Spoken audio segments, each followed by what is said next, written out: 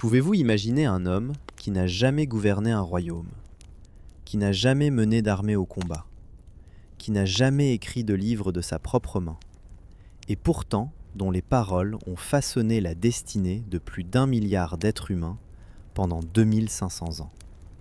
Pouvez-vous concevoir qu'un professeur itinérant, refusé par presque tous les dirigeants de son époque, ridiculisé par ses contemporains, mort dans ce qu'il considérait lui-même comme un échec total, deviendrait le pilier intellectuel et moral de la civilisation la plus ancienne et la plus durable du monde?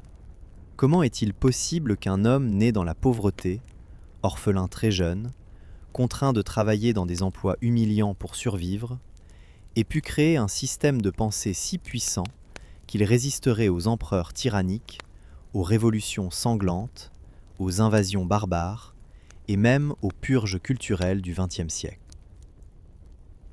Pourquoi ces enseignements, formulés dans une Chine fragmentée et chaotique, parlent-ils encore aujourd'hui à des millions de personnes dans des tours de verre à Singapour, dans des salles de classe à Séoul, dans des temples à Taipei et même dans des universités occidentales où l'on cherche désespérément des alternatives à l'individualisme moderne? Avant de commencer cette exploration profonde de la vie et de l'héritage de Confucius, permettez-moi de vous inviter chaleureusement à mettre un petit pouce en l'air si cette histoire vous touche, à vous abonner à la chaîne pour ne manquer aucune de nos plongées dans les destins qui ont changé le monde, et je vous souhaite un visionnage agréable et reposant. Maintenant, laissez-vous porter dans ce voyage vers la Chine antique, vers un temps où les royaumes se déchiraient, où les rituels anciens s'effritaient, et où un homme a osé proposer que la solution n'était ni dans la force des armes, ni dans la ruse politique, mais dans quelque chose de beaucoup plus radical: la cultivation de soi-même. Pour comprendre Confucius, il faut d'abord comprendre le monde dans lequel il est né. Un monde déjà ancien, chargé de mémoire, de gloire passée et de tragédies présentes. Nous sommes au VIe siècle avant notre ère, dans ce que les historiens chinois appellent la période des printemps et automnes, un nom poétique qui cache une réalité brutale. La dynastie Zhou, qui régnait théoriquement sur toute la Chine depuis plus de 5 siècles, n'était plus qu'une ombre. Le roi Zhou existait encore, résidant dans sa capitale à Luoyang, accomplissant les rituels ancestraux, portant les insignes du mandat céleste, mais personne ne lui obéissait vraiment. Le pouvoir réel appartenait aux seigneurs des nombreux États qui s'étaient émancipés du contrôle central et se comportaient comme des rois indépendants. Ces États, des dizaines au début de la période, se faisaient constamment la guerre, s'annexaient mutuellement, formaient et brisaient des alliances et plongeaient le peuple dans une misère perpétuelle. Le royaume de Lu, où Confucius allait naître, était un de ces États moyens, ni assez puissants pour dominer, ni assez faibles pour être immédiatement conquis. Lu occupait une position géographique particulière dans l'actuelle province du Shandong, au nord-est de la Chine. C'était une terre de collines douces, de rivières sinueuses, de champs de millet et de blé, une terre fertile, mais exposée aux invasions. Plus important encore, Lu possédait un statut symbolique unique. C'était le fief qui avait été attribué au duc de Zhou, le frère du fondateur de la dynastie Zhou, un homme révéré comme le parangon de la vertu et de la sagesse. Les habitants de Lu se considéraient donc comme les gardiens de la culture Zhou authentique, les dépositaires des rites anciens, des musiques sacrées, des protocoles qui avaient fait la grandeur de leurs ancêtres. Mais cette fierté culturelle contrastait cruellement avec la réalité politique. Le royaume de Lu était en proie à des luttes intestines entre grandes familles aristocratiques. Et le duc régnant n'était souvent qu'un pantin manipulé par des clans rivaux. C'est dans ce contexte de déclin et de nostalgie que naquit en 551 avant notre ère un enfant nommé Kong Qiu.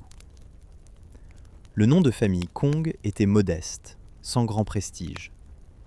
Son prénom personnel, Qiu, signifiait colline. peut-être une référence à une colline proche du lieu de sa naissance, ou peut-être, selon certaines légendes, à la forme inhabituelle de son crâne à la naissance, qui présentait une légère dépression au sommet.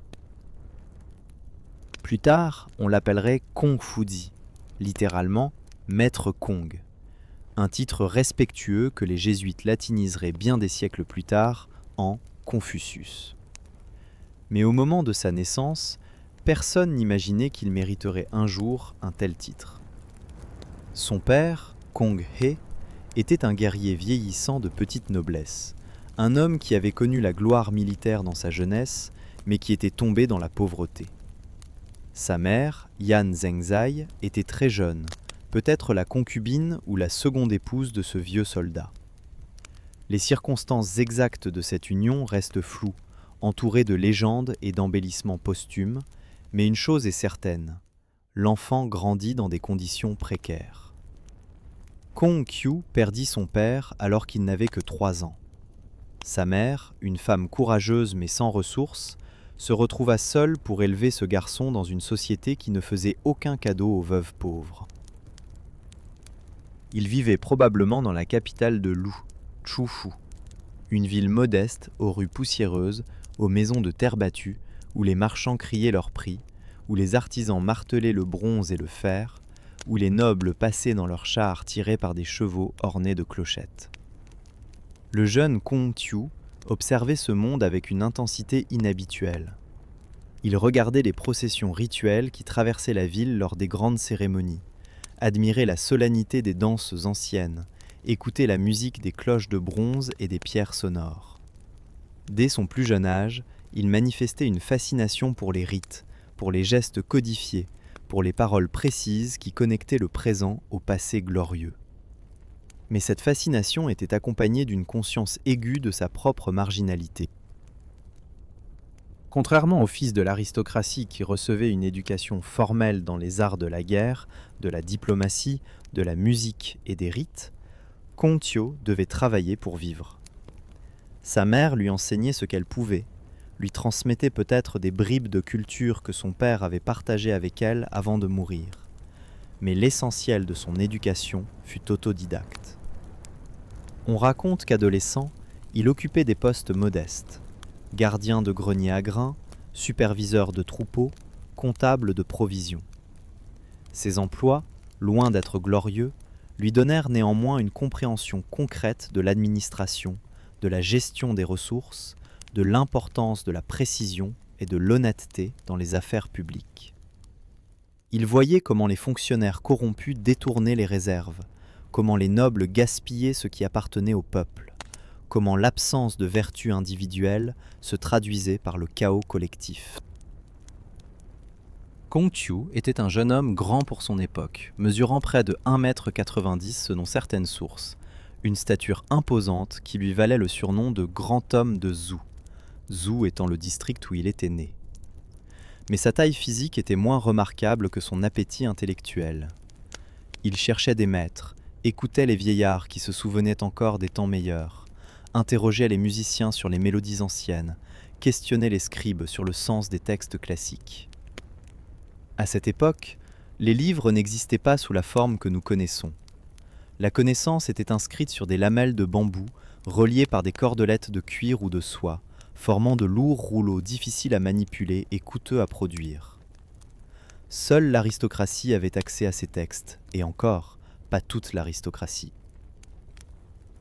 Mais Kong Qiu, par sa détermination, par son respect profond pour les anciens, par sa capacité à se rendre utile, réussit à accéder à certains de ces trésors. Il étudia ce que l'on appelait déjà les classiques, bien qu'ils ne fussent pas encore officiellement canonisés. Il y avait le livre des documents, une collection de discours et de décrets des anciens rois sages. Il y avait le livre des odes, 305 poèmes issus de différentes régions et époques, chantant l'amour, le travail agricole, les exploits militaires, les cérémonies religieuses. Il y avait les archives rituelles, les codes de conduite pour les cérémonies, les descriptions précises de chaque geste à accomplir lors des sacrifices aux ancêtres ou au ciel. Et il y avait la musique, non pas écrite comme nous l'écrivons aujourd'hui, mais transmise oralement, chaque mélodie portant un sens moral, chaque note censée correspondre à une vertu cosmique. Kongqiu absorbait tout cela avec une avidité qui étonnait ses contemporains. Il ne se contentait pas de mémoriser, il cherchait à comprendre les principes sous-jacents, les raisons pour lesquelles les anciens avaient établi tel rituel, composé tel poème, prononcé tel discours. À 22 ans, Kongqiu se maria. Il épousa une jeune femme du clan Qiguan, probablement un mariage arrangé par sa mère qui voulait assurer l'avenir de son fils. De cette union naquit un fils, Kongli, et une fille dont le nom ne nous est pas parvenu avec certitude. Kongqiu assumait ses responsabilités familiales, travaillait pour nourrir sa petite famille, mais son esprit était ailleurs. Il sentait qu'il était né pour quelque chose de plus grand que la simple survie. Il voyait autour de lui un monde qui perdait ses repères, où les princes assassinaient leur père pour monter sur le trône, où les ministres trahissaient leur seigneur pour s'enrichir, où les rites ancestraux étaient négligés ou profanés par ignorance. Cette dégradation morale n'était pas seulement choquante pour lui sur le plan éthique, elle était cosmiquement dangereuse. Car Kongqiu, comme tous ses contemporains éduqués, croyait que l'harmonie du monde humain était liée à l'harmonie du ciel et de la terre. Quand les hommes agissaient correctement, quand les rituels étaient accomplis avec sincérité, quand les relations sociales respectaient leur ordre naturel, alors les saisons suivaient leur cours, les récoltes étaient abondantes, les épidémies évitées. Mais quand le chaos moral régnait, le chaos naturel suivait. Vers l'âge de 30 ans, Kongqiu commença à enseigner. Ce n'était pas une profession formelle, il n'ouvrit pas une école au sens moderne. Il acceptait simplement des disciples, des jeunes hommes qui venaient à lui, attirés par sa réputation croissante de connaisseur des rites et des textes anciens. Ce qui était révolutionnaire dans son approche, c'était son ouverture. Traditionnellement, l'éducation supérieure était réservée à l'aristocratie. Les nobles envoyaient leurs fils étudier auprès d'autres nobles ou de spécialistes attachés à des cours princières. Mais Kongqiu acceptait quiconque venait à lui avec un désir sincère d'apprendre et une offrande symbolique. On dit qu'il demandait seulement un fagot de viande séchée, une contribution modeste qui rendait l'éducation accessible même aux familles de moyens limités. Cette démocratisation du savoir était subversive. Elle impliquait que la vertu et la capacité à gouverner n'étaient pas des privilèges de naissance, mais des qualités pouvant être cultivées par l'étude et l'effort. Ses premiers disciples formaient un groupe hétéroclite. Il y avait Yan Hui, fils d'un homme pauvre, brillant et d'une humilité exemplaire, que Kongqiu chérirait comme son élève préféré. Il y avait Zilu, un guerrier impulsif et loyal, souvent réprimandé par le maître pour sa brutalité, mais admiré pour son courage. Il y avait Zigong, un marchand talentueux et éloquent, qui deviendrait riche et influent, mais qui attribuait toujours son succès aux enseignements de son maître. Il y avait Zhengzi, reconnu pour sa piété filiale exceptionnelle. Il y avait Zixia, un spécialiste des textes classiques. Chacun apportait ses forces et ses faiblesses, et Kongqiu adaptait son enseignement à chaque personnalité. Il ne donnait pas de conférences magistrales sur des systèmes philosophiques abstraits. Il conversait, questionnait, racontait des anecdotes historiques, corrigées par l'exemple. Ses disciples apprenaient en l'observant, en accomplissant des tâches pratiques, en participant à des cérémonies rituelles, en discutant des cas concrets de dilemmes moraux. Que leur enseignait-il exactement ? Au cœur de sa pensée se trouvait le concept de Ren, souvent traduit par humanité ou bienveillance, mais qui englobe bien plus. Ren était la qualité morale suprême, la capacité d'empathie authentique, le souci sincère du bien-être d'autrui, pas seulement comme obligation sociale, mais comme expression naturelle d'un caractère cultivé. Kongqiu insistait sur le fait que Ren n'était pas inné, mais devait être développée par un effort constant de cultivation de soi. Comment cultiver Ren ? Par l'étude des textes anciens qui préservaient les exemples des sages, par la pratique des rites qui disciplinaient le corps et l'esprit, par l'étude de la musique qui harmonisait les émotions, par la réflexion sur ses propres actions et la correction constante de ses défauts. Un homme de Ren était quelqu'un qui, dans chaque situation, demandait non pas « qu'est-ce qui m'avantage ?» mais « qu'est-ce qui est juste ?» Cette orientation morale devait devenir une seconde nature, un réflexe intérieur. Étroitement lié à Ren était le concept de Li, les rites, les protocoles, les formes appropriées de comportement. Pour beaucoup de contemporains de Kongqiu, les rites étaient devenus de simples formalités vides, des gestes accomplis mécaniquement pour maintenir les apparences. Mais pour lui, Li était crucial. Il soutenait que les rites extérieurs, lorsqu'ils étaient accomplis avec la bonne disposition intérieure, cultivaient cette disposition. Si vous vous inclinez respectueusement devant vos parents chaque jour, vous développez un respect réel. Si vous accomplissez les sacrifices aux ancêtres avec solennité, vous développez un sens de continuité et de responsabilité envers votre lignée. Les rites n'étaient pas des chaînes imposées de l'extérieur, mais des canaux qui guidaient l'énergie morale, la rendant efficace et socialement bénéfique. Sans Ren, les rites étaient vides. Sans Li, Ren risquait de devenir sentimental et inefficace. Un autre concept central était celui de Xiao, la piété filiale. Kongqiu considérait la relation parent-enfant comme le prototype de toutes les relations sociales. Un enfant qui apprenait à respecter, aimer et obéir à ses parents développait les dispositions morales qui s'étendraient ensuite à ses relations avec ses frères, ses amis, son souverain et finalement tous les êtres humains. La piété filiale n'était pas une obéissance aveugle. Kongqiu enseignait que si un parent agissait de manière immorale, l'enfant devait le raisonner avec douceur et respect, mais jamais le dénoncer publiquement ou le répudier.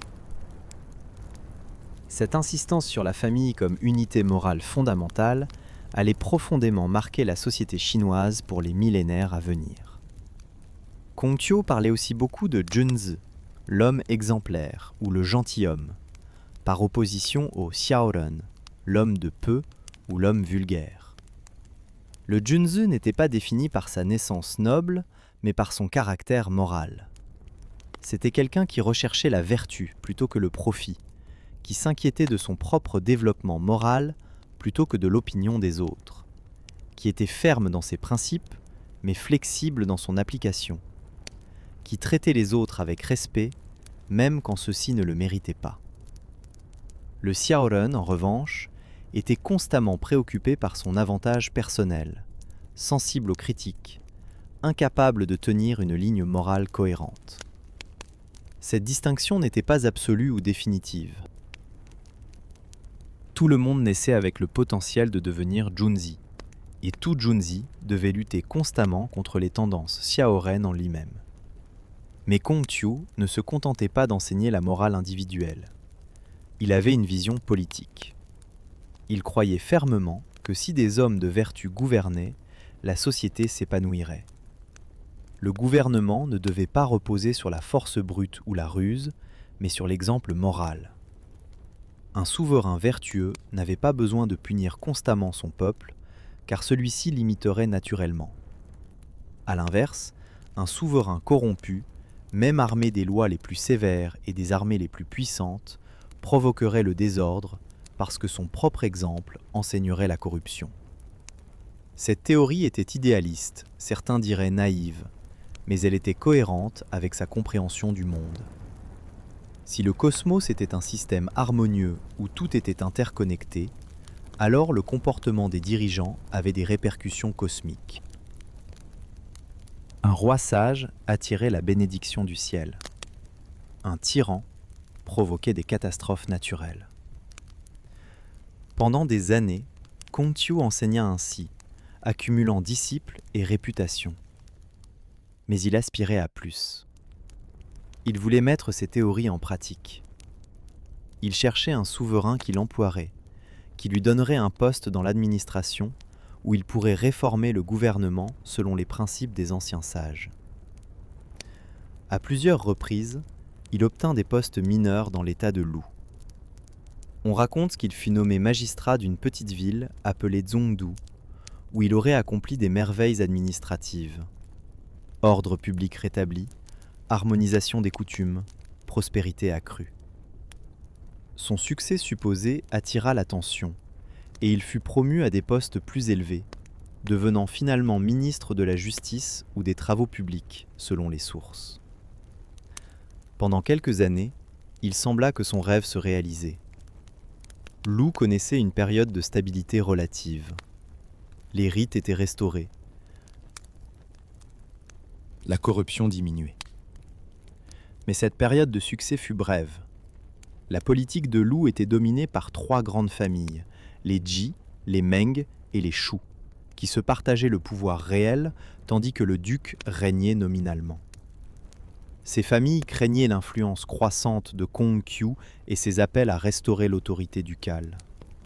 De plus, les États voisins, en particulier le puissant État de Qi, voyaient d'un mauvais œil le renforcement de Lu.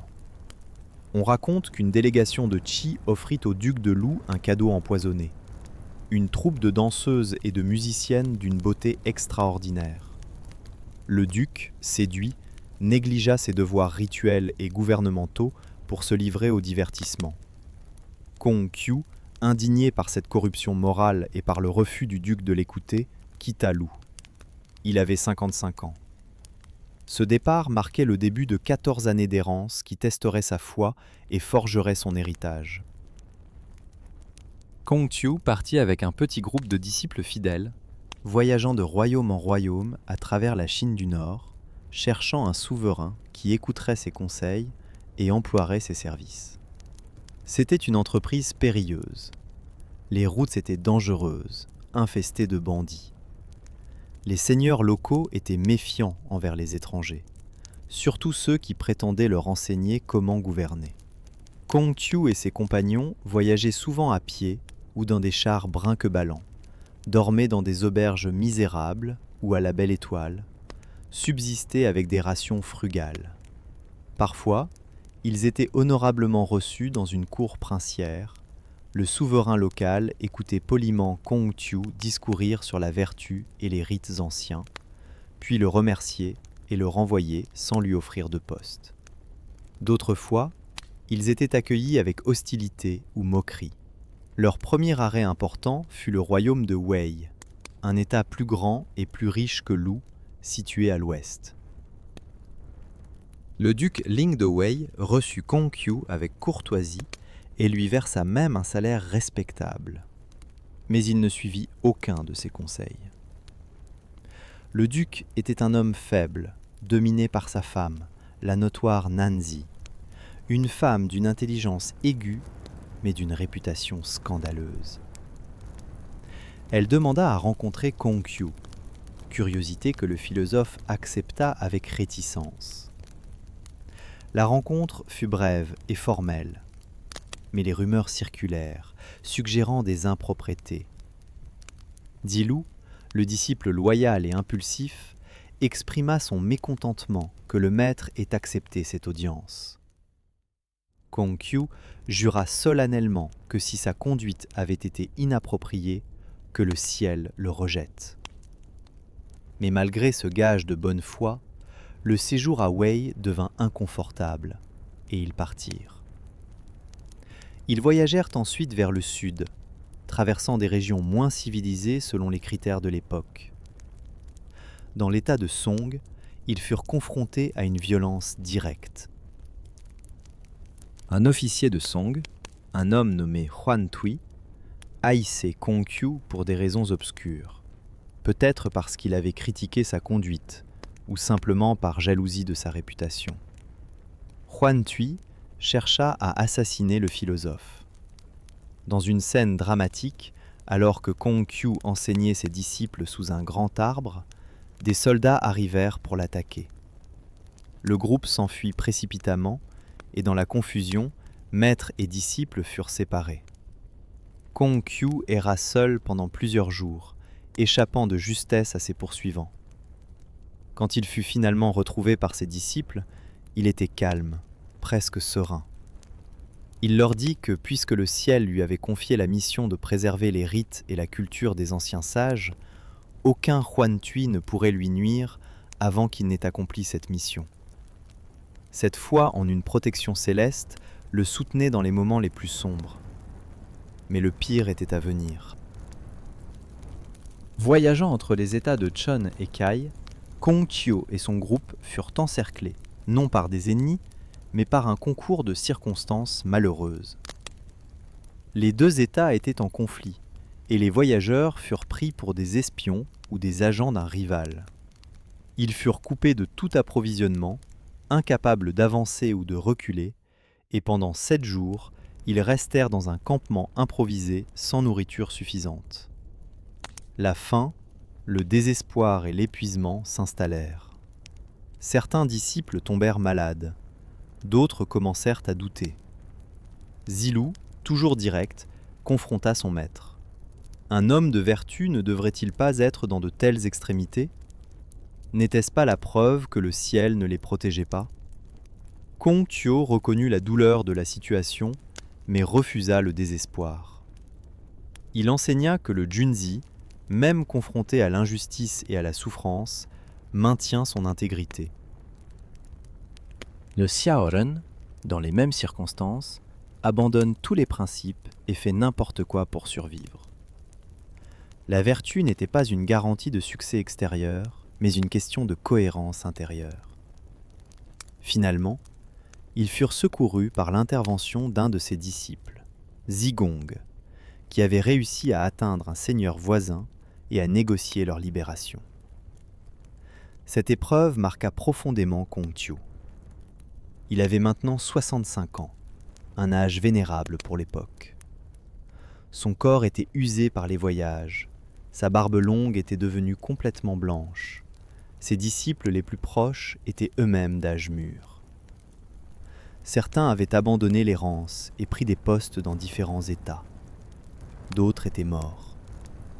Yan Hui, le disciple préféré, mourrait peu après leur retour à Lou, une perte qui dévasterait Kong-Qiu.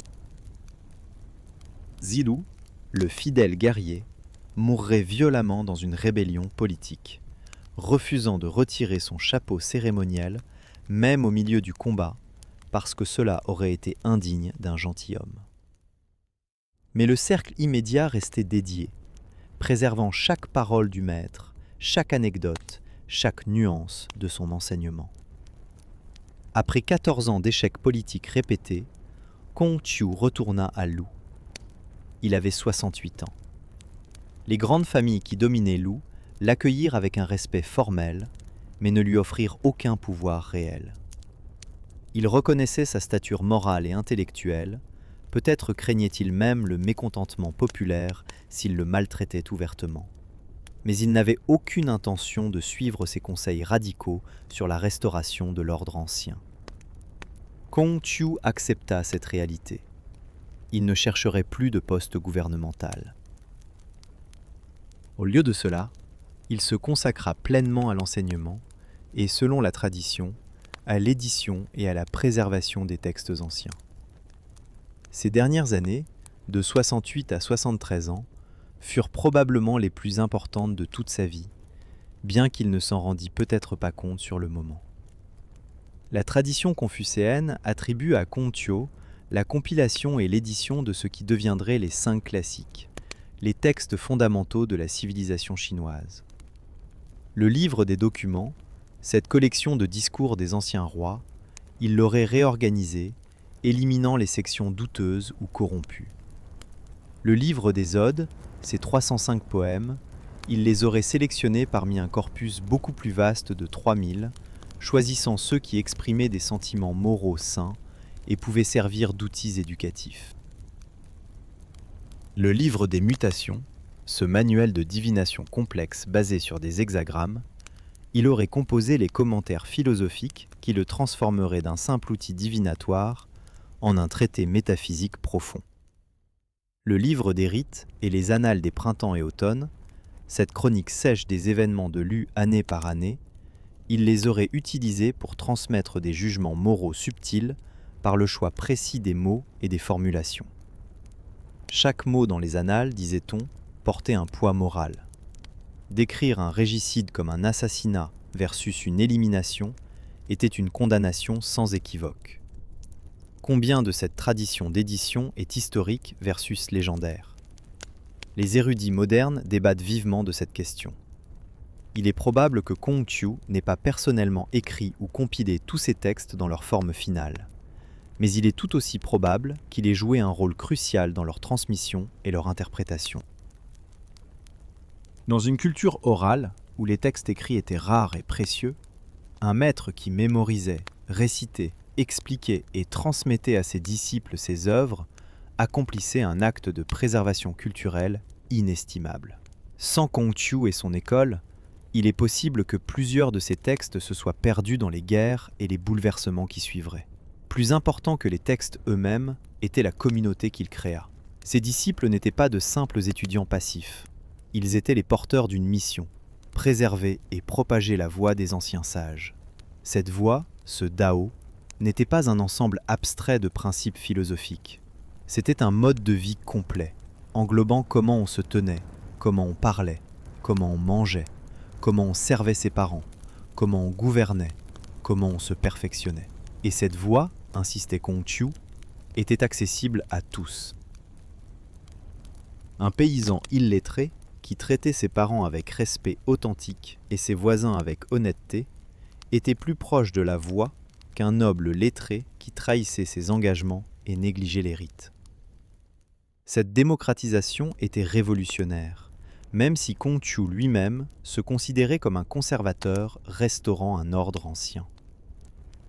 Dans ces dernières années, Kongqiu devint de plus en plus mélancolique.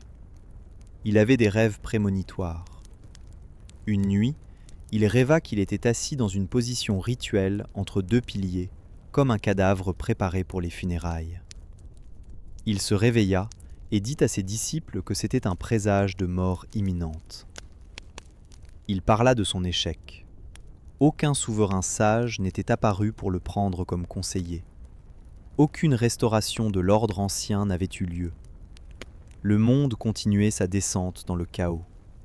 Les guerres s'intensifiaient. Les rituels étaient de plus en plus négligés. Même à Lu, même après son retour, les grandes familles se disputaient le pouvoir avec une violence croissante. Il voyait son œuvre comme incomplète, peut-être même inutile. Comment ces petits enseignements, transmis à quelques dizaines de disciples, pourraient-ils changer le cours de l'histoire ? Kongqiu mourut en 479 avant notre ère, à l'âge de 73 ans. Il fut enterré avec les honneurs dus à un grand maître, sur les rives de la rivière Si, au nord de Chufu. Ses disciples, selon la tradition, construisirent des huttes près de sa tombe et y demeurèrent pendant 3 ans, la période de deuil rituel pour un parent. Zigong, le disciple marchand qui avait réussi financièrement et qui n'avait jamais oublié sa dette envers son maître, resta 6 ans.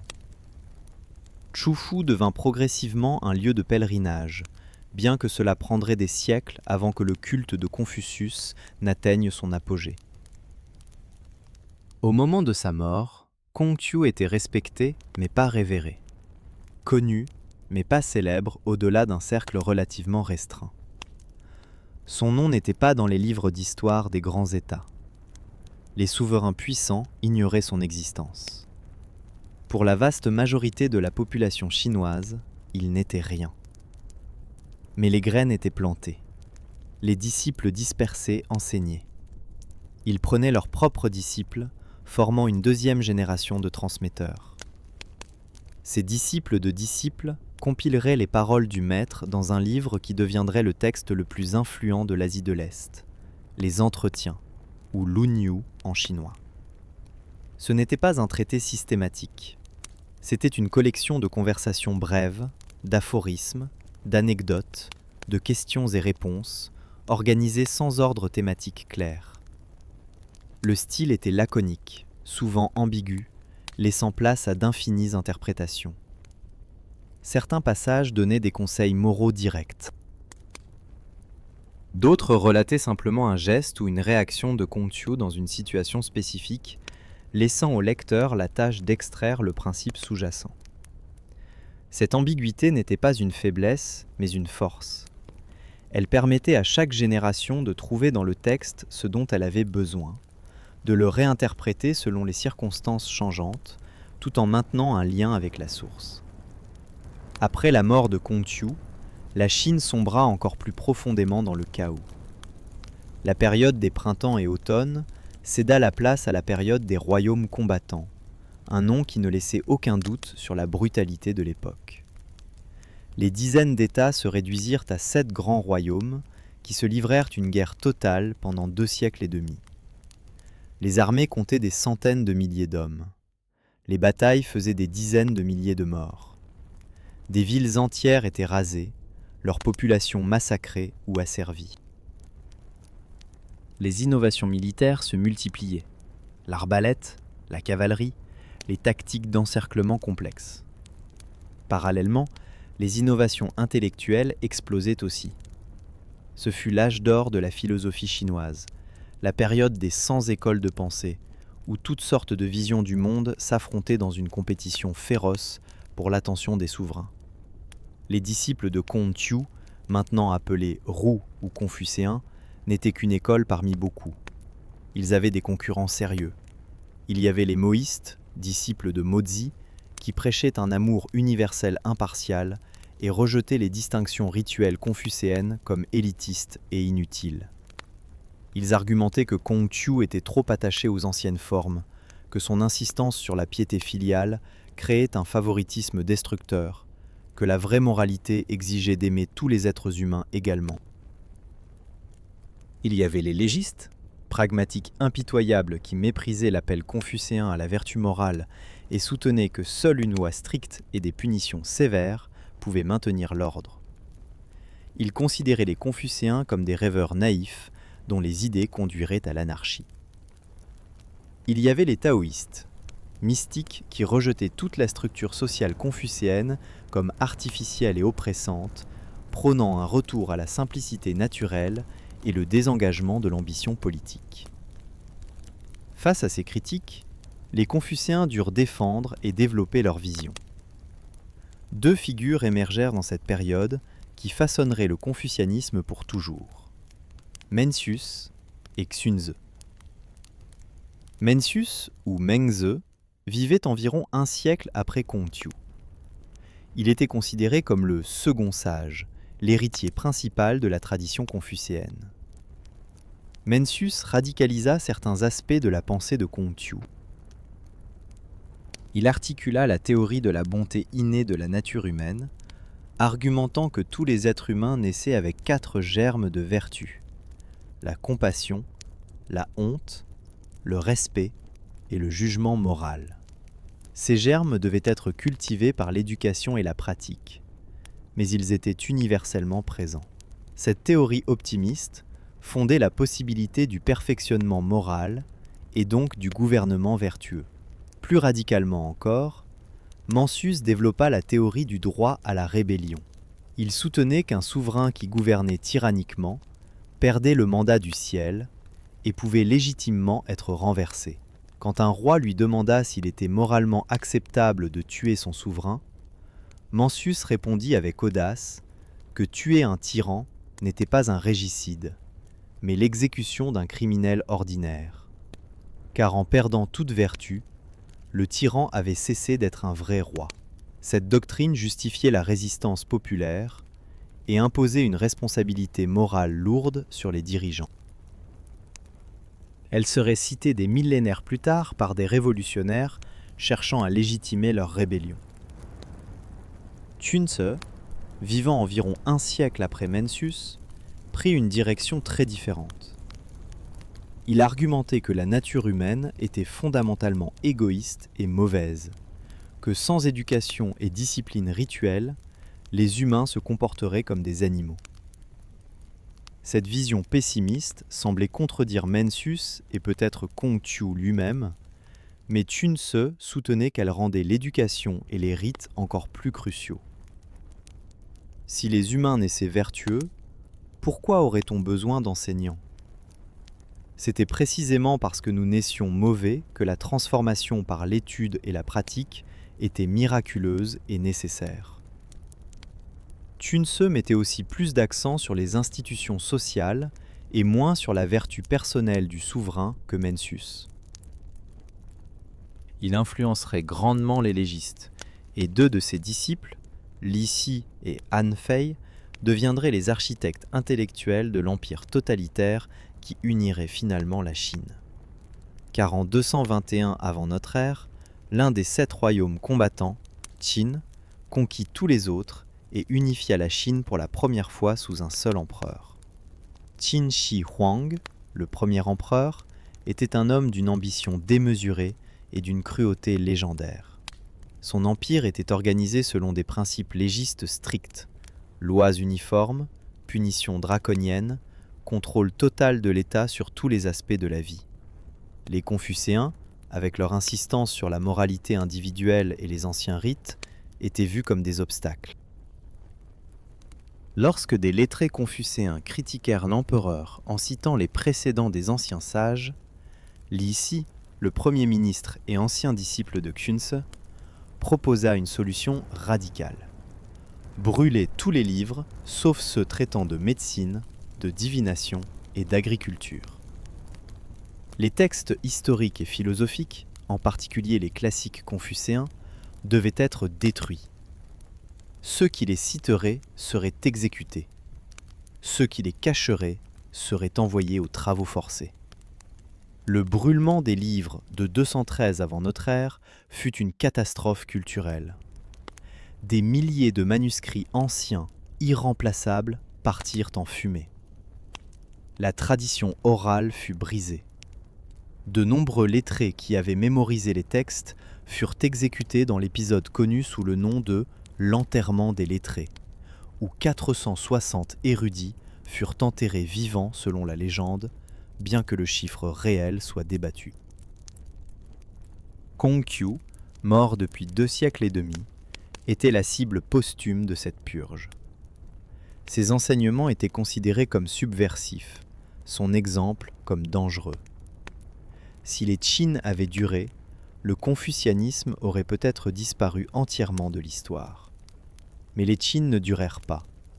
Le premier empereur mourut en 210 avant notre ère, et son empire s'effondra presque immédiatement dans la rébellion et la guerre civile. Après 4 ans de chaos, une nouvelle dynastie émergea, les Han.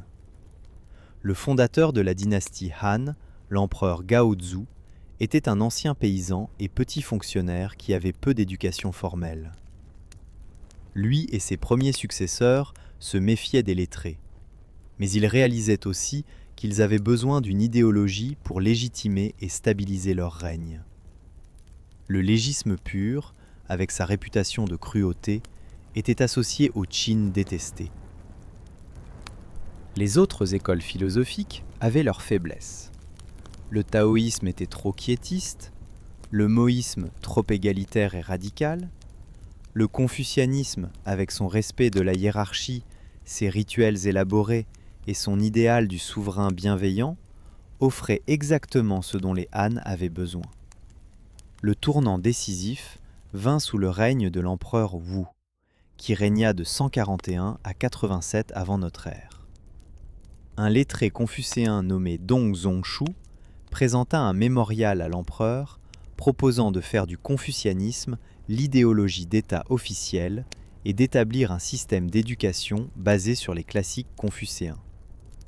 Dong Zhongshu était un penseur syncrétique qui combinait le confucianisme avec la cosmologie du yin-yang et les 5 phases, créant un système complexe où les actions humaines, en particulier celles de l'empereur, étaient directement liées aux phénomènes naturels.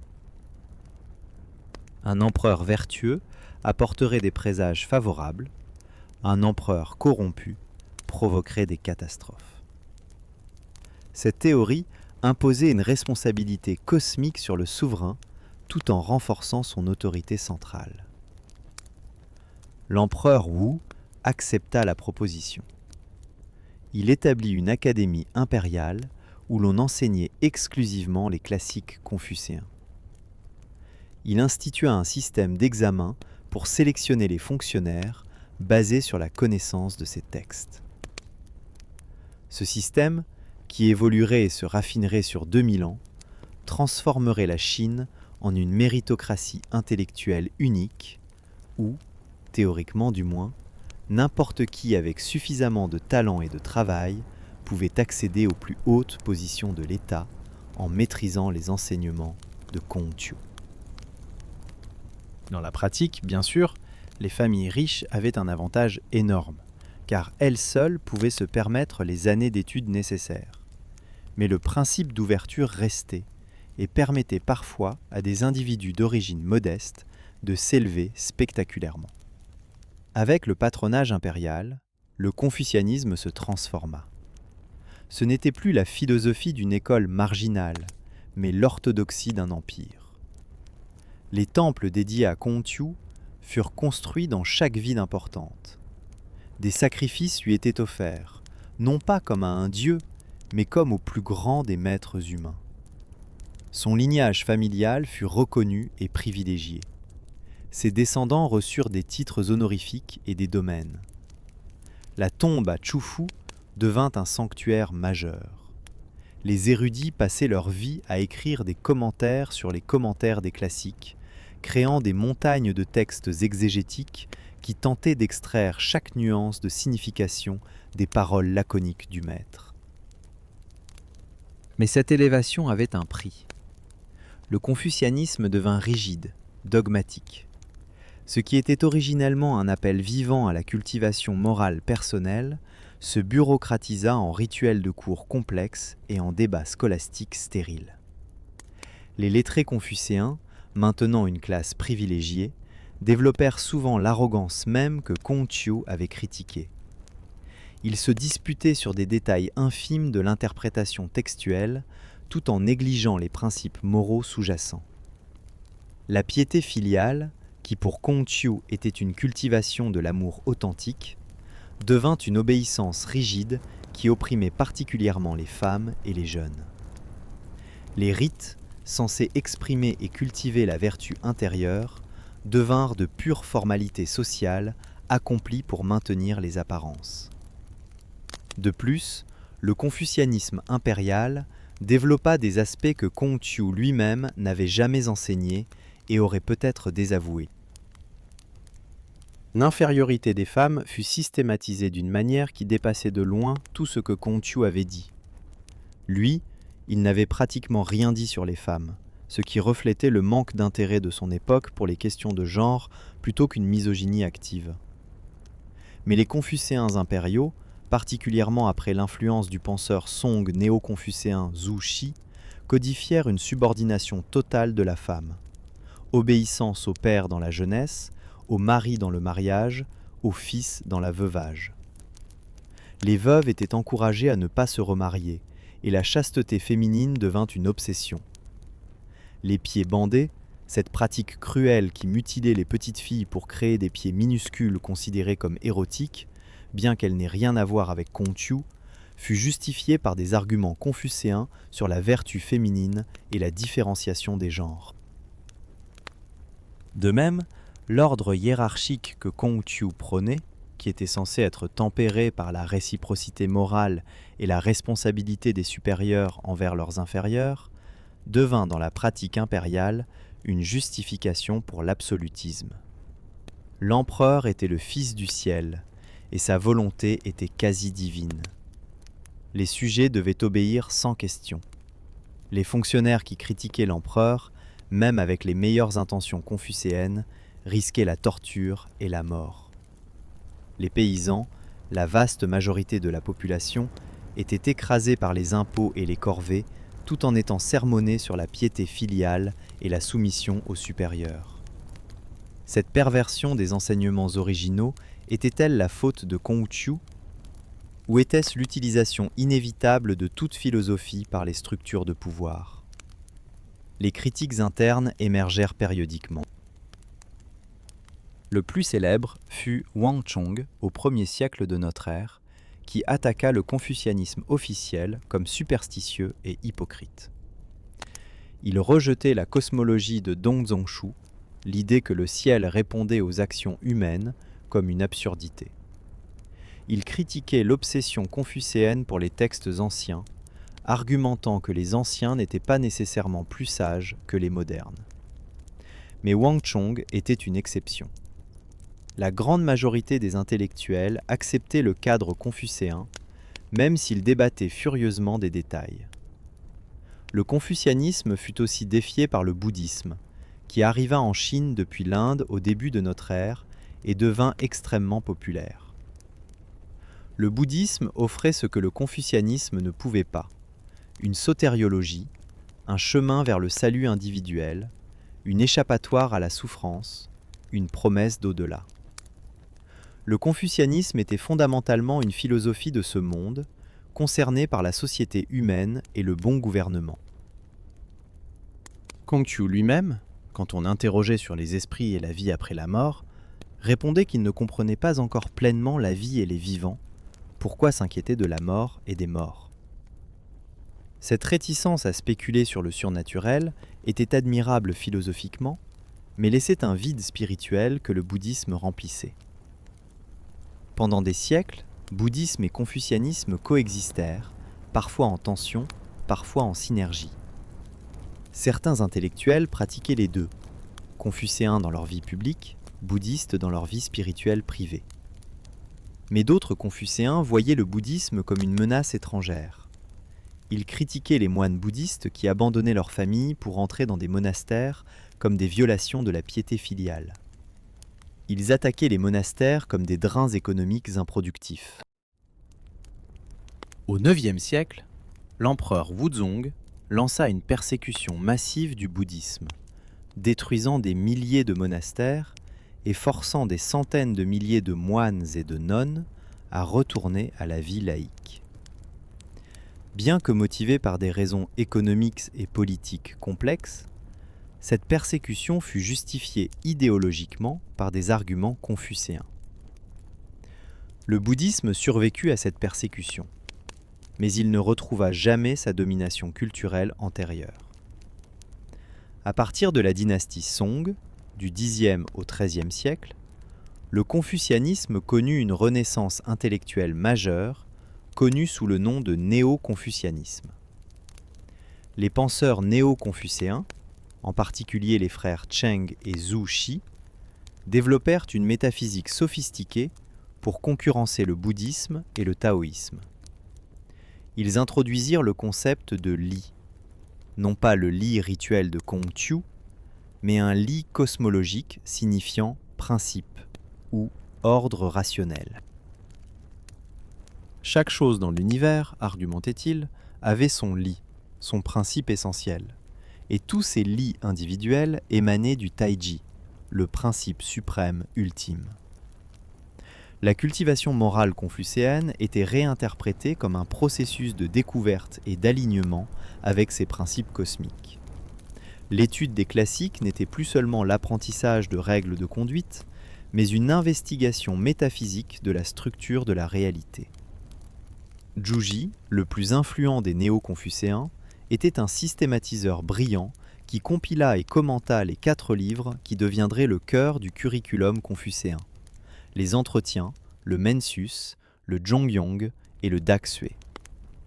Ces commentaires devinrent orthodoxes, et pendant 7 siècles, tout candidat aux examens impériaux devait les maîtriser. Zhu réinterpréta aussi Kongqiu d'une manière plus ascétique et disciplinée que l'original ne l'avait peut-être été. Il mettait un énorme accent sur la préservation des principes célestes et l'élimination des désirs humains. Une formulation qui suggérait que les émotions et désirs naturels étaient intrinsèquement problématiques. Cette austérité marqua le confucianisme impérial tardif d'un certain puritanisme étouffant. Mais le néo-confucianisme n'était pas monolithique. Une école rivale, l'école de l'esprit, associée à Wang Yangming au XVIe siècle, critiquait l'intellectualisme de Jushi. Wang Yangming argumentait que la connaissance et l'action étaient inséparables, que simplement étudier les textes sans transformation personnelle était inutile. Il prônait l'intuition morale directe, la capacité innée de chacun à connaître le bien, et la nécessité de cultiver cette intuition par la pratique plutôt que par l'étude livresque excessive. Cette philosophie était plus démocratique et activiste que le système de Jushi, et elle influencerait des révolutionnaires et des réformateurs dans les siècles suivants.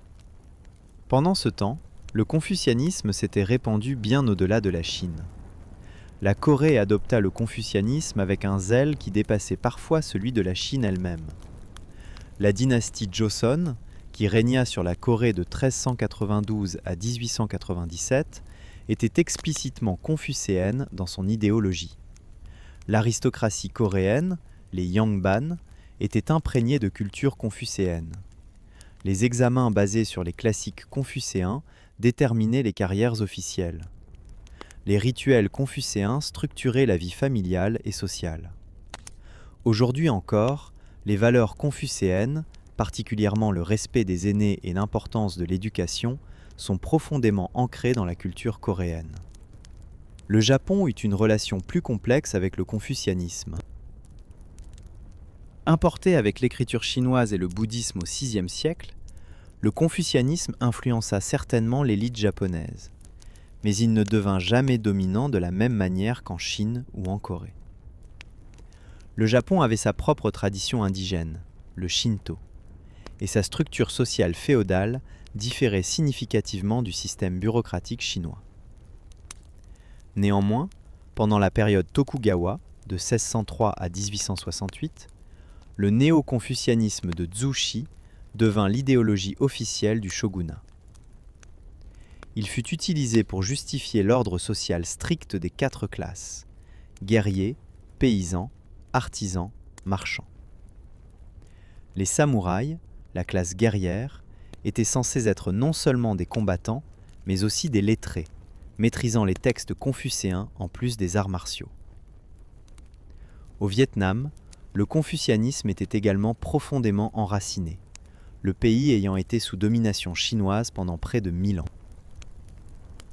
Même après l'indépendance, les dynasties vietnamiennes continuèrent à utiliser le modèle confucéen. Examens impériaux, culte de Confucius, littérature en chinois classique. Les lettrés vietnamiens voyageaient en Chine pour étudier, et certains participaient même aux examens impériaux chinois. Le confucianisme et la résistance à la domination chinoise coexistaient paradoxalement. On pouvait adopter la culture confucéenne tout en combattant l'impérialisme chinois. Cependant, à partir du XIXe siècle, le confucianisme rencontra son plus grand défi, l'Occident moderne. Quand les puissances européennes, avec leurs technologies militaires et industrielles supérieures, commencèrent à pénétrer et à humilier la Chine, nombreux furent ceux qui blâmèrent le confucianisme pour la faiblesse chinoise. Pourquoi la Chine, avec sa civilisation ancienne et ses traditions savantes, était-elle si arriérée par rapport aux nations occidentales ? Les réformateurs et révolutionnaires chinois des XIXe et XXe siècles donnaient diverses réponses, mais beaucoup pointaient du doigt le confucianisme. Il rendait la société trop rigide, trop orientée vers le passé, trop dédaigneuse de la technologie et du commerce. Son obsession pour les textes classiques empêchait l'innovation scientifique. Sa structure hiérarchique étouffait l'individualité et la créativité. Sa subordination des femmes gaspillait la moitié du potentiel humain de la nation. Ces critiques culminèrent dans le mouvement du 4 mai en 1919, quand des intellectuels chinois, principalement des étudiants, dénoncèrent violemment la tradition confucéenne comme responsable de tous les maux de la Chine.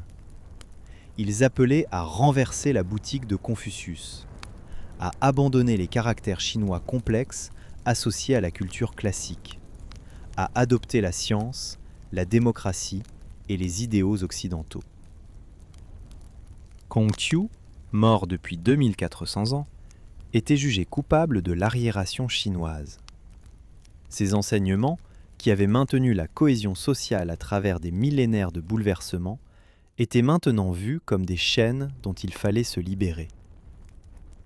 Avec l'établissement de la République populaire de Chine en 949, le sort de Confucius sembla scellé. Le Parti communiste chinois, guidé par l'idéologie marxiste-léniniste et maoïste, considérait le confucianisme comme une idéologie féodale réactionnaire. Mao Zedong lui-même déclarait qu'il fallait critiquer Kongqiu et toute la tradition confucéenne. Pendant la Révolution culturelle, de 1966 à 1976, les gardes rouges saccagèrent les temples confucéens, détruisirent les tombes de sa famille, brûlèrent les livres classiques.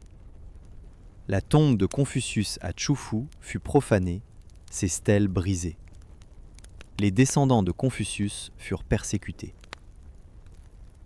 Tout ce qui représentait l'ancienne culture était attaqué avec une fureur iconoclaste. Il semblait que Kongqiu, qui avait survécu à tant de dynasties et de catastrophes, serait finalement effacé par ses propres compatriotes. Mais l'histoire avait encore des tours à jouer. Après la mort de Mao en 976 et les réformes de Deng Xiaoping, la Chine commença à réexaminer son héritage culturel. Dans les années 90 et 2000, le gouvernement chinois, cherchant à rétablir la continuité culturelle et la légitimité après le chaos de la révolution culturelle, commença à réhabiliter Confucius. Les temples furent restaurés. L'éducation confucéenne fut réintroduite dans les écoles. Des instituts Confucius furent établis dans le monde entier pour promouvoir la langue et la culture chinoise. En 2008, les Jeux olympiques de Pékin inclurent des références au confucianisme dans leurs spectacles d'ouverture. Le gouvernement promouvait les valeurs confucéennes d'harmonie, de stabilité hiérarchique et de respect de l'autorité comme alternative aux idéaux démocratiques occidentaux. Certains critiques voyaient cela comme une manipulation cynique, l'utilisation sélective de Confucius pour justifier l'autoritarisme. D'autres y voyaient une reconnaissance légitime que quelque chose de valeur avait été perdu dans le rejet total de la tradition. Ailleurs, en Asie de l'Est, le confucianisme n'avait jamais complètement disparu. À Taïwan, les nationalistes chinois qui s'étaient réfugiés sur l'île après leur défaite face aux communistes en 1949 se positionnaient comme les vrais gardiens de la culture chinoise traditionnelle. Ils promouvaient activement le confucianisme. À Singapour, Lee Kuan Yew attribuait le succès économique de la cité-État aux valeurs confucéennes de discipline, d'éducation et de cohésion familiale. En Corée du Sud, malgré la modernisation rapide et la christianisation significative, les valeurs confucéennes restaient influentes. Le Japon aussi, bien que transformé par la modernisation Meiji et la reconstruction d'après-guerre, conservait des traces profondes de l'influence confucéenne dans ses structures sociales et ses valeurs. Des académiciens occidentaux commencèrent aussi à reconsidérer Confucius. Pendant longtemps, les Lumières européennes l'avaient admiré. Voltaire voyait en lui un philosophe rationaliste, un sage non théiste qui enseignait la morale naturelle sans révélation divine. Leibniz et Wolff admiraient la philosophie confucéenne. Mais au XIXe siècle, cette admiration s'était transformée en mépris, Confucius étant vu comme le symbole d'une Asie stagnante et despotique. Au XXe siècle, particulièrement vers sa fin, des philosophes et théologiens occidentaux redécouvraient la richesse de la pensée confucéenne. Ils voyaient en elle une alternative communautaire à l'individualisme occidental excessif, une éthique de la vertu comparable à Aristote, une philosophie pratique centrée sur les relations humaines plutôt que sur les abstractions métaphysiques. Des penseurs féministes asiatiques et occidentales débattaient du confucianisme. Certaines le rejetaient totalement comme irrémédiablement patriarcal. D'autres tenter de récupérer des éléments féministes potentiels ou de réinterpréter les textes classiques d'une manière plus égalitaire. Elles argumentaient que le problème n'était pas Kongqiu lui-même, mais les interprétations patriarcales ultérieures, que les concepts de run et de réciprocité pouvaient être appliqués aux relations de genre, que les femmes confucéennes historiques avaient parfois exercé un pouvoir moral considérable dans leurs familles et communautés, même si leur pouvoir politique formel était limité. La question centrale reste: que penserait Kongqiu de tout cela? Reconnaîtrait-il l'édifice idéologique et institutionnel érigé en son nom? Serait-il horrifié par la rigidité ritualiste qui a souvent caractérisé le confucianisme officiel? Approuverait-il l'utilisation de ces enseignements pour justifier l'autoritarisme politique? Ou bien, avec sa flexibilité pragmatique et sa capacité à adapter les enseignements à différents disciples, accueillerait-il cette diversité d'interprétations comme preuve de la vitalité de sa pensée? Nous ne pouvons pas le savoir. Tout ce que nous avons, ce sont ces fragments de conversation préservés dans les entretiens, ces anecdotes de sa vie et 2500 ans d'interprétations successives qui se superposent comme des couches géologiques, chacune révélant quelque chose sur l'époque qui l'a produite, tout en prétendant révéler l'essence de l'original. Ce que nous pouvons dire avec certitude, c'est que Kongqiu a réussi, d'une manière qu'il n'aurait jamais pu imaginer, dans sa mission de préserver et transmettre la culture des anciens. Les textes qu'il a enseignés ont survécu. La conviction que la cultivation morale personnelle est la base d'une bonne société a persisté. L'idée que l'éducation peut transformer les êtres humains et que la gouvernance doit être guidée par la vertu plutôt que par la simple force sont devenues partie intégrante de la vision du monde de l'Asie de l'Est. Que ces idées aient été appliquées de manière parfaite, cohérente ou même majoritairement fidèle à leur intention originale est une autre question. Aucune philosophie n'a jamais été appliquée de manière parfaite. Toutes les grandes traditions sont trahies par certains de leurs propres adhérents et révisées par d'autres dans des directions imprévues. Kongqiu était un homme de contradiction, et peut-être est-ce là que réside une grande partie de son attrait durable. Il était profondément conservateur, cherchant constamment à restaurer un ordre ancien idéalisé. Mais sa méthode, ouvrir l'éducation à tous, était radicalement progressiste. Il mettait un énorme accent sur les rituels extérieurs, mais insistait que ceux-ci étaient sans valeur sans la sincérité intérieure. Il prêchait l'obéissance filiale et la loyauté au souverain, mais il enseignait aussi que ces relations étaient des rues à double sens, que les supérieurs avaient des devoirs moraux envers leurs inférieurs, que l'autorité sans vertu était illégitime. Il était un pragmatiste politique qui cherchait constamment un poste gouvernemental, mais il refusait de compromettre ses principes pour obtenir le pouvoir. Il échouait selon ses propres critères, aucun souverain n'ayant mis en œuvre ses idées de son vivant.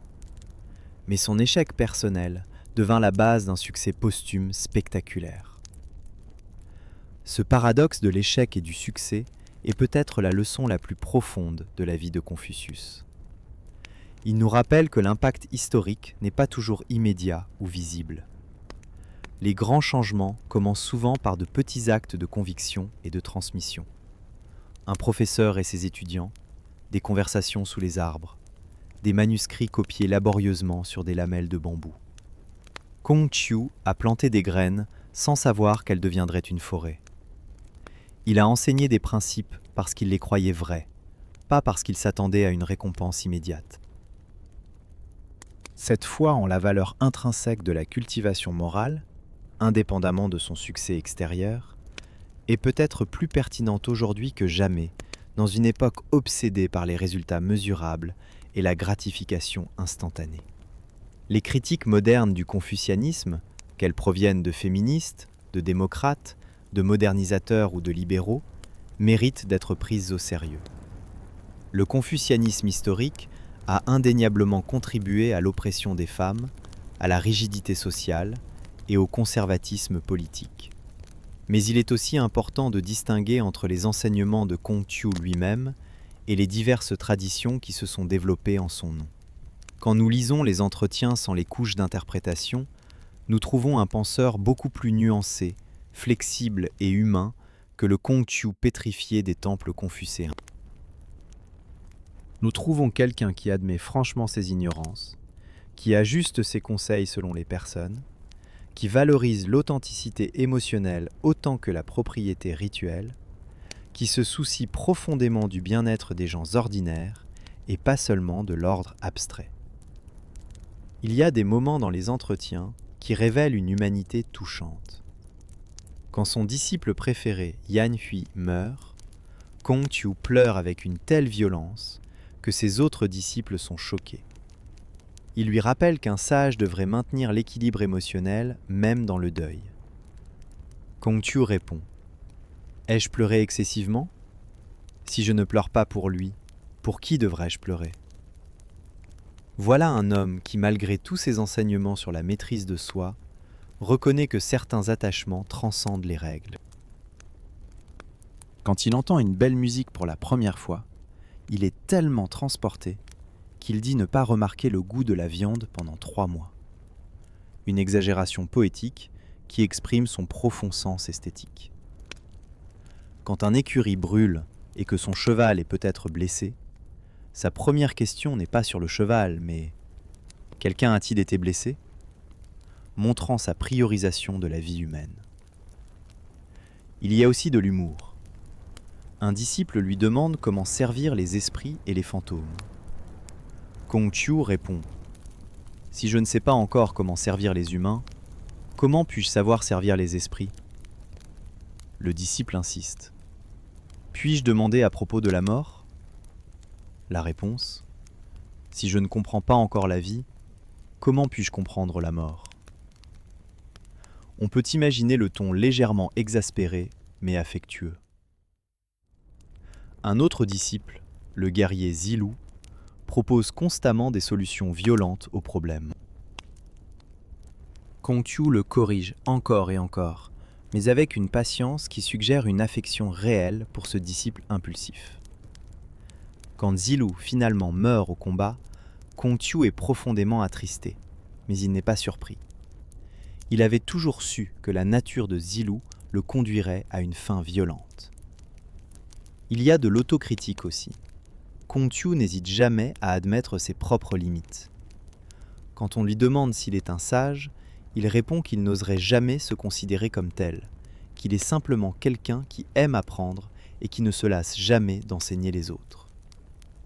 Il dit qu'il n'est pas né avec la connaissance, mais qu'il l'a acquise par un effort diligent. Cette humilité contraste fortement avec la manière dont certains confucéens ultérieurs ont traité leur maître comme quasi infaillible. Elle suggère aussi un message important. La cultivation morale est un processus sans fin. Personne n'atteint jamais la perfection finale.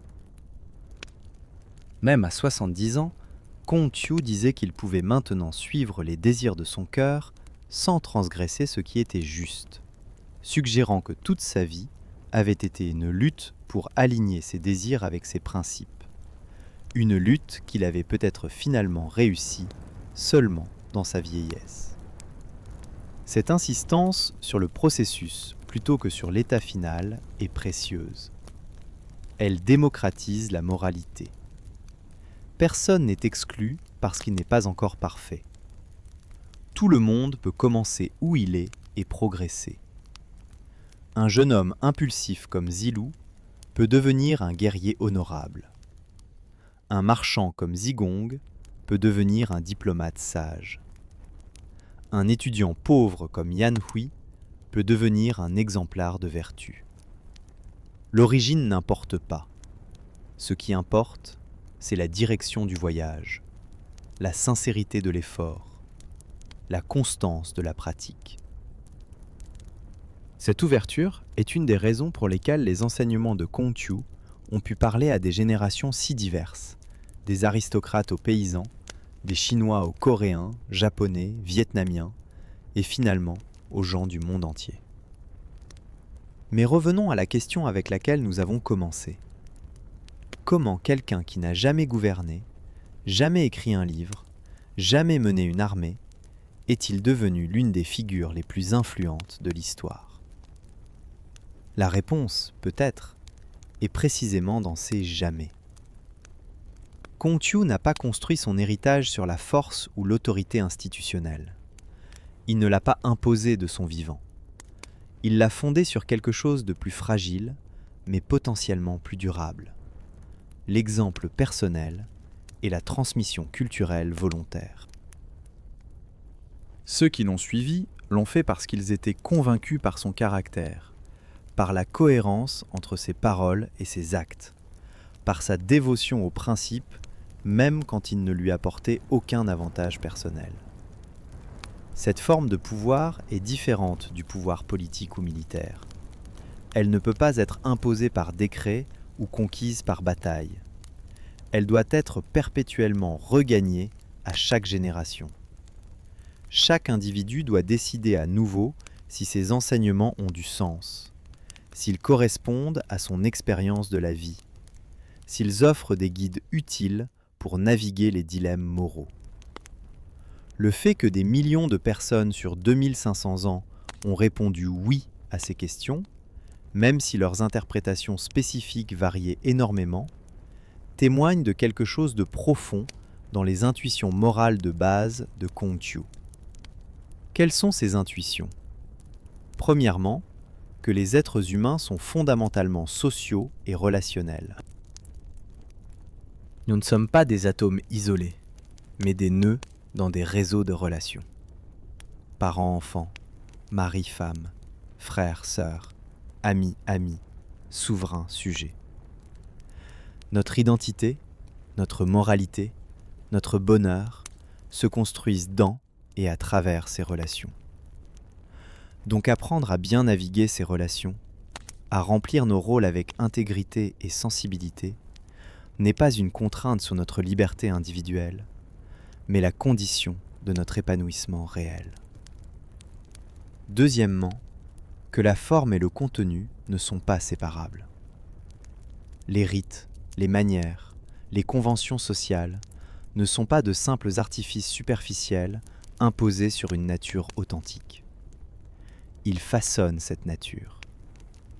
Comment nous nous tenons, comment nous parlons, les gestes que nous faisons régulièrement deviennent partie de qui nous sommes. Donc prêter attention à ces formes, les accomplir avec conscience et sincérité, est un moyen puissant de cultivation de soi. Troisièmement, que l'éducation et l'exemple sont plus puissants que la loi et la punition. Les gens ne deviennent pas bons parce qu'ils craignent les conséquences, mais parce qu'ils aspirent à l'excellence morale et imitent les modèles. Donc la tâche des dirigeants et des parents n'est pas principalement de contrôler, mais d'inspirer, de démontrer ce à quoi ressemble une vie bien vécue. Si vous êtes vertueux, les autres seront naturellement attirés vers vous, tout comme l'herbe se plie quand le vent souffle sur elle. Quatrièmement, que la tradition n'est pas l'ennemi du progrès, mais son fondement. Nous apprenons en dialoguant avec ceux qui sont venus avant nous, en absorbant leur sagesse accumulée, en nous tenant sur leurs épaules pour voir plus loin. Rejeter tout le passé comme arriéré est de l'arrogance et de la folie. Mais simplement répéter le passé sans adaptation critique est de la paresse et de la stagnation. La vraie maîtrise consiste à comprendre si profondément les principes sous-jacents des anciens qu'on peut les appliquer de manière créative aux circonstances nouvelles. Cinquièmement, et peut-être le plus important, que le perfectionnement moral est à la fois un devoir et une possibilité pour chaque être humain. Nous ne sommes pas nés bons ou mauvais, mais avec des potentiels qui doivent être cultivés. Cette cultivation est un travail de toute une vie qui exige une honnêteté implacable avec soi-même, une volonté constante de reconnaître et corriger ses défauts, une discipline quotidienne de pratique et de réflexion. Mais c'est aussi une joie, car en devenant meilleur, on devient plus pleinement soi-même. on contribue davantage au bien-être de sa communauté. On s'aligne avec l'ordre harmonieux du cosmos. Ces intuitions peuvent sembler évidentes ou banales énoncées ainsi. Mais elles sont en fait profondément contre-culturelles dans de nombreux contextes modernes. Contre l'individualisme radical qui voit les relations comme des contrats optionnels entre atomes autonomes, Kong-Qiu propose que nous sommes constitués par nos relations. Contre le cynisme qui voit toutes les conventions sociales comme des outils d'oppression, il propose que certaines conventions peuvent cultiver l'excellence humaine. Contre l'autoritarisme qui gouverne par la peur, il propose que la vraie autorité vient de l'exemple moral. Contre le présentisme qui rejette le passé, il propose un engagement critique avec la tradition. Contre le fatalisme qui voit le caractère comme fixe, il propose que nous pouvons nous transformer. Bien sûr, ces propositions peuvent être et ont été perverties. Les relations peuvent devenir oppressives. Les conventions peuvent se rigidifier en conformisme étouffant. L'exemple moral peut devenir une excuse pour l'hypocrisie vertueuse. La tradition peut être invoquée pour résister à tout changement nécessaire. La cultivation de soi peut devenir une autocritique paralysante. Aucune vision n'est immunisée contre la corruption. Mais cela ne discrédite pas la vision elle-même, seulement certaines de ses mises en œuvre. Le test d'une philosophie n'est pas si elle peut être mal utilisée, car toutes le peuvent, mais si elle offre des ressources pour sa propre réforme et renouvellement. Et le confucianisme, avec son insistance sur la critique morale sincère et son acceptation que les sages eux-mêmes sont faillibles et doivent continuer à apprendre, contient ces ressources. Dans notre monde contemporain, fragmenté par les divisions politiques, anxieux face aux changements technologiques rapides, incertain de ses valeurs fondamentales, que peut nous offrir Confucius ? Probablement pas des réponses directes à nos problèmes spécifiques. Il ne nous dira pas comment réguler l'intelligence artificielle, comment faire face au changement climatique, comment naviguer les médias sociaux. Mais il peut nous offrir un cadre, une orientation, une manière de penser sur ce qui importe vraiment. Il peut nous rappeler que la technologie et les systèmes sont des outils, pas des fins en soi.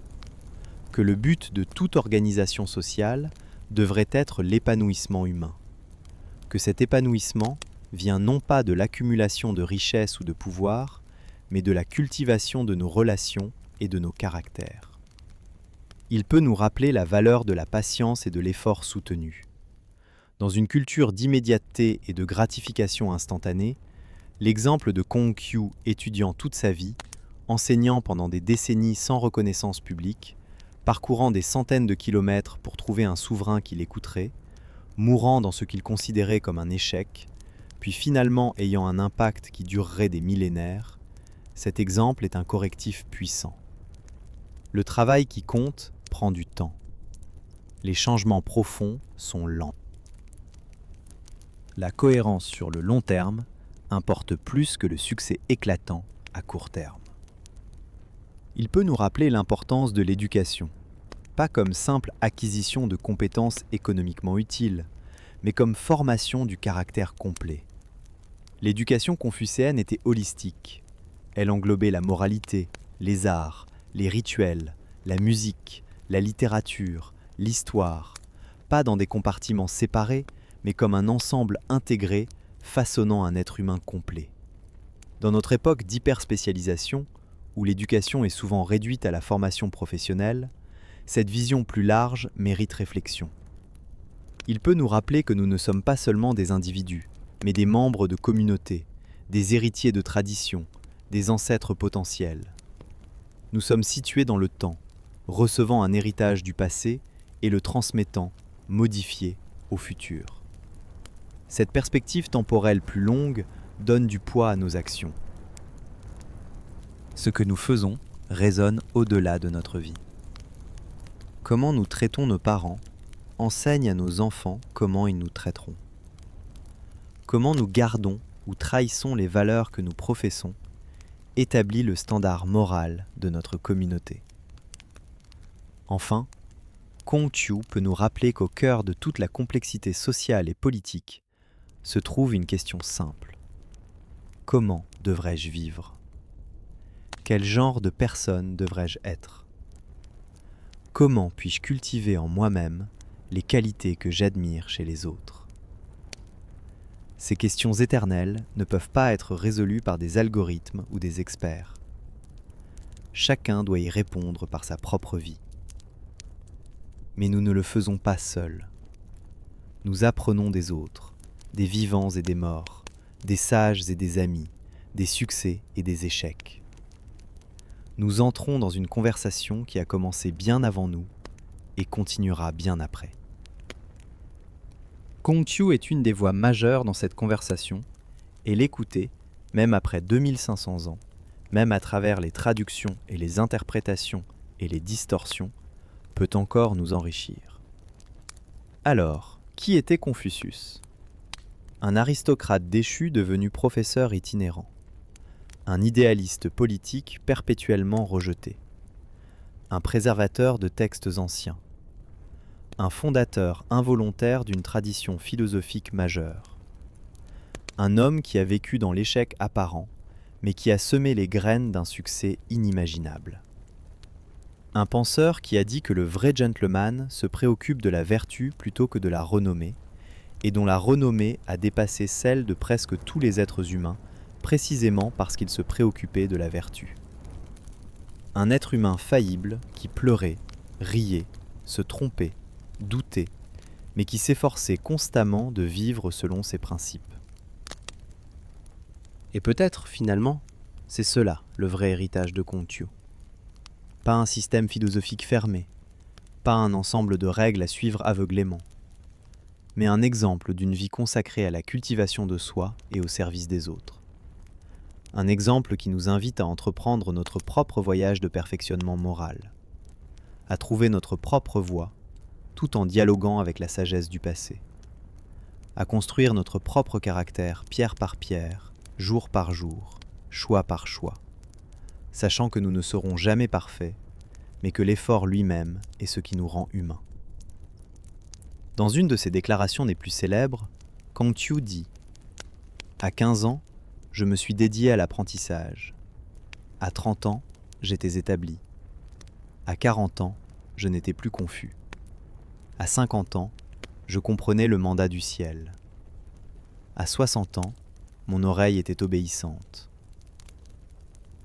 À 70 ans, je pouvais suivre les désirs de mon cœur sans transgresser ce qui était juste. » C'est une carte du voyage moral, un rappel que la cultivation de soi est progressive et prend toute une vie.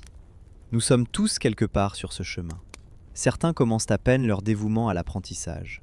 D'autres cherchent encore leur établissement. D'autres luttent contre la confusion. Peu atteignent le point où leurs désirs et leurs principes sont parfaitement alignés. Mais la destination importe moins que la direction. Tant que nous marchons sur le chemin, tant que nous nous efforçons de devenir meilleurs aujourd'hui que nous ne l'étions hier, nous participons à ce processus éternellement inachevé, mais infiniment précieux, qu'est la cultivation de l'humanité. Et c'est peut-être là la raison ultime pour laquelle Kong-Chiu, mort il y a 2 millénaires et demi dans ce qu'il considérait comme un échec, nous parle encore aujourd'hui. Non pas parce qu'il a réussi dans les termes conventionnels, mais précisément parce qu'il ne l'a pas fait. Il nous montre qu'une vie peut avoir une valeur profonde, même sans succès extérieur, que l'intégrité morale est sa propre récompense, que l'enseignement et l'exemple peuvent avoir des effets incalculables à travers le temps, que ce qui semble être un échec peut être, sous un angle plus long, le succès le plus profond de tous. Dans notre époque obsédée par la réussite mesurable et l'impact immédiat, cette leçon est peut-être la plus précieuse qu'il ait à offrir. Fais ce qui est juste, cultive la vertu, transmets ce qui est bon et laisse les résultats au ciel.